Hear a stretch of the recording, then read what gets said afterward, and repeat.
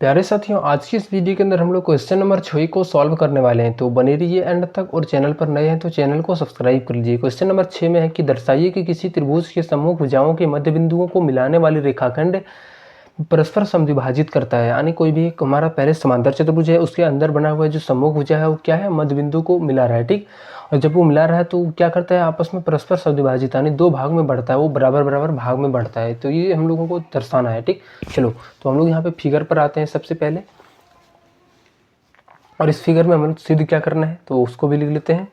सिद्ध करना है, चलो इस वाले फिगर में हम लोगों को प्रूफ क्या करना है कि जो अंदर में हमारा पी क्यू आर एस, इसका जो हमारा ये जो विकर्ण है ये आपस में क्या होगा, बराबर होगा। ठीक, तो चलो हम लोग यहाँ पे जो पिछला वाले हम लोग क्वेश्चन में 5 में हम लोग यहाँ पे सॉल्व किए थे कि कोई भी अगर यदि मध्य बिंदु से होकर गुजरता है तो वो ये आपस में क्या होता है, दोनों समांतर होता है। ठीक, तो उसको बार बार प्रूफ ना करके हम लोग डायरेक्टली लिखेंगे यहाँ पे। तो इस त्रिभुज के अंदर आते हैं तो त्रिभुज ए बी डी में लिखेंगे यहाँ पे, त्रिभुज ए बी डी में, त्रिभुज ए बी डी में।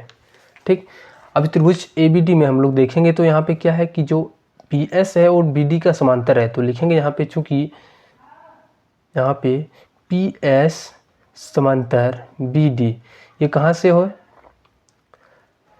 मध्य बिंदु प्रमेय के द्वारा। ठीक, अगर यदि ये पी एस के समांतर बी डी है तो इसका मतलब क्या है कि जो पी एस होगा ये बी डी का क्या होगा, हाफ होगा। तो हम लोग यहाँ पे लिखेंगे पी एस जो होगा ये क्या होगा, half of B D. B D का जो होगा वो आधा होगा। ठीक, ये कहाँ से आ गया, थोड़ा सा यहाँ पे हिंट में लिखेंगे, मध्य बिंदु प्रमेय के द्वारा, मध्य बिंदु प्रमेय द्वारा। ठीक, उसके बाद यहाँ पे आगे क्या करना है तो उसी प्रकार से हम लोगों को यहाँ पे ऊपर वाला त्रिभुज बी डी सी के अंदर आना है। ठीक, तो ये त्रिभुज बी डी सी है, इसमें भी हमारा जब मध्य बिंदु से होकर ये दोनों रेखा जा रहा है तो क्या होगा कि ये जो आपस में होगा ये आर क्यू बी डी का समांतर होगा। ठीक, तो लिखेंगे यहाँ पे, थोड़ा सा फिर से हिंट करके थोड़ा सा ऊपर कर लेते हैं। यहाँ पे लिखेंगे कि बी डी जो होगा आपस में समांतर होगा, किसका होगा, तो ये क्यू आर का। ठीक, ये बी डी और ये हमारा क्यू आर, तो यहाँ पे लिखेंगे बी डी समांतर होगा क्यू आर का। ठीक, अब जैसे ये दोनों समांतर होगा क्या होगा कि क्यू आर होगा आधा हो जाएगा, किसका हो जाएगा, तो ये बी डी का आधा होगा। ठीक, ये भी हमारा इसी प्रमेय से आ गया, बी डी के बराबर। ये हम लोग पिछले हम लोग करते आ रहे हैं कि कैसे वो बराबर होता है, तो वहीं से यहाँ पे आया है। ठीक, बार बार इसको दिखाने का ज़रूरत नहीं है, आप चाहे मन तो दिखा भी सकते हैं। चलिए क्यू आर बराबर हाफ बी डी।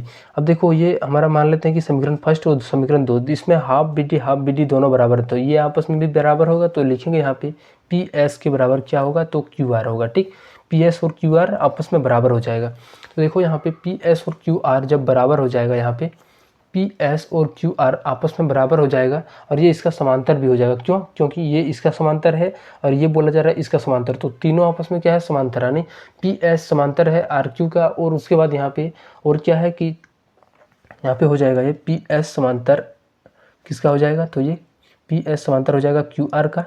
तो ये हमारा एक क्या बनेगा, एक समांतर चतुर्भुज बनेगा। ठीक, और जब भी कोई हमारा समांतर चतुर्भुज बनता है तो उसका जो विकर्ण होता है वो क्या होता है, एक निश्चित, दोनों जो होता है आपस में समान होता है। और क्या करता है ये आपस में, यहाँ पे जो आपस में बनता है वो कितना डिग्री का कोण, कभी भी 90, कभी 90 नहीं भी बनता है। ठीक, तो यहाँ पे जो मेन फोकस होता है वो क्या होता है कि जो दोनों दूरी होता है वो सेम होता है, यहाँ से लेकर के यहाँ तक की दूरी, यहाँ से लेकर के यहाँ तक की दूरी।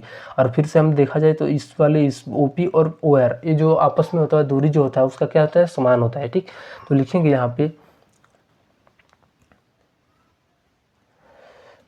लिखेंगे कि इसका जो विकर्ण है चतुर्भुज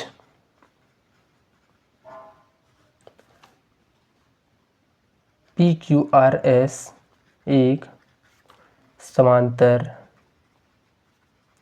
चतुर्भुज है।